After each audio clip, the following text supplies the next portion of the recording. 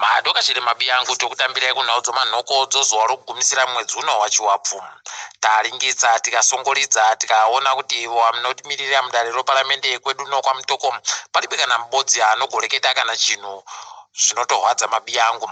Zvese zvinoitika munyika zvinoitika mudare reparamende palibe pawanoonekawo wachireketa zvisvino. Ipapa tagoringitsa gore rino rese palibe kana mubodzi pahuna hwawo agoreketa kana chibodzi. Wanwa ndiHebert Shumbamhini anomirira mutoko yodzasi. Mudziyo dzauru inomiriwa naNewton Kachepa. Mudziyo kumadoka zuva inomiriwa naMagna Mujiwa. Apawo mutoko yomabuda zuva ichimiriwa naRichard Musiiwa. Idi tikawaona tikatovabvunza kuti kohoko naye wachireka kugoreketawo panoreketa wamwe. Kubulawayo hurumende yaenda kumaira ichiringa kuti izvi zvakaitika kuchipatara chomupiro chakagwarashiwa nomwoto. Ipapa tatoseka kuti kohoko naye wachinyepera kukanuka. Zvinotoshamisa kutoti iwo wariyo waridziwo zvipatarazvo vanogokanuka sei kuti zvipatara zvibe ari kuchengeta. Mariyo vanenge varibe kuisa kuti zvichengeteke, saka vanoti inoboyekepi. Idi zvakatooma mabiyangu. Nyasi John Mangwiro ari muteedzeri wachiwenga mudare remakurukota aenda komirira achiringa kuti zviri kutekaira sei ikweyo. Aona akanyepera kuhwadziwa fani, asi tichoramba tichiziva hedu kuti mano emuroyi kunyepera kushadzvinyu iye ari kuziva hache kuti ndiye akonzeresa. Nyaya yekunziwa maraba wakazvidza dare rodzimhosva nokubenuka kwagoita kubasa kwai ichagotetekewa musi wechina uri kuteerayu. Tinoramba takaringa kuti zvichagotekaira sei ipapo. Pai hukubana wega wega madira tivhange chaiyo wakuru wehurumende. Ipapa kwai wakuru wakutotanda kukaisirana nokuhwisana wachida kuti wagotsiwa chigaro chakasiyiwa nawaKembo Mohadi pawagosiya basa zuva rokutanda romwedzi wakurume. Ipapa palibe agoziva kuti zvichagotekaira sei nekuti waMunangagwa walibe kana mubodzi wagoreketa kuti ndiye ari kutora kana kuti zviri kutekaira sei. Asi kwai David Maparira ari gurukota raWaMunangagwa agoreketa iye kuti ndiye akutozviita, ari kutora mabasa ese aiitiwa nawaKembo Mohadi. Heno kuti ichokwadi kana kuti manyepo ticharamba takaringitsa. Kwai wari kufundira urayiridzi wahwadziwa fani nozviri kuitiwa nezvikoro zvavari kufundirazvo. Kwai kuzvikoroko wakudzingiwa kana waribe kubhadhara mari yakakwana zvokutoti wari kutohwadziwa watodenzera kuti hurumende iende kodzimura chimwotochi. Wari kutoti iwo zviri kuwahwadza kuti vanogonziwa gobise mari yakawanda sei iwo wanga wasi kufunda. Ipapa zvikorozvo zviribe kana chibodzi chazvagoreketa, asi tinoringira kuti hurumende ichagoenda kopindira kuti zviite nani. Vakasadaro aiwa wazhinji vanotadza kana kupedza kufundako.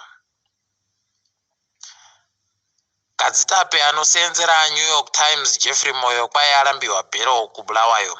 Jeffrey Moyo kwai agopinza wamwe wacheyo kubva kuAmerica uko anosenza kuNew York Times waribe kupiwa mvumo yokuuya kuita basa muno. Kwai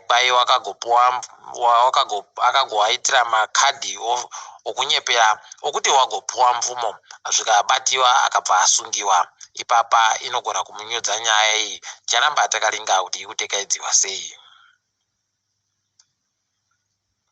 Kwai mapurisa akurambidziwa kuti wange wari kuchengeta huku dzinopfuura 10 pamunhu mubodzibodzi kana wari kugara pakamba yawo. Izvi zviri kuitika nonyaya kuti mvura yakubva yauya ichinyanya kudhuritsa. Heno kana chiri chokwadi kuti vanozvikona kuzvirambidza izvozvi nokuti wakuruwo wanenge waripo pakuchengeta hukudzo. Ticharamba takandoringa.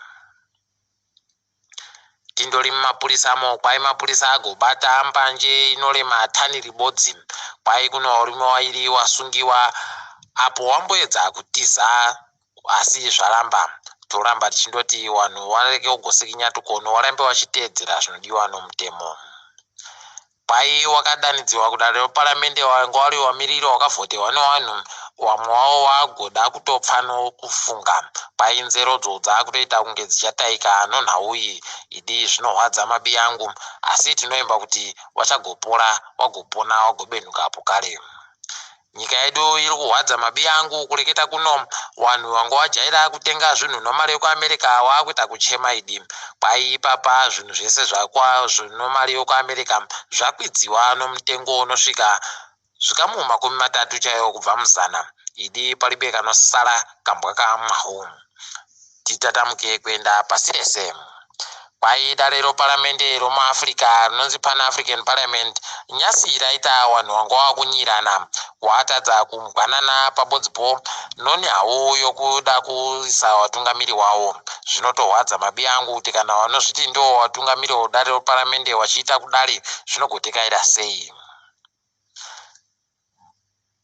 Boka ronyika dzodzasi kuAfrica rakatadza kuitirana nokuti vamwe vari kuda kuti kuendeseyo masoja, vamwe vari kuda kuti kusaendeseyo masoja kuMozambique.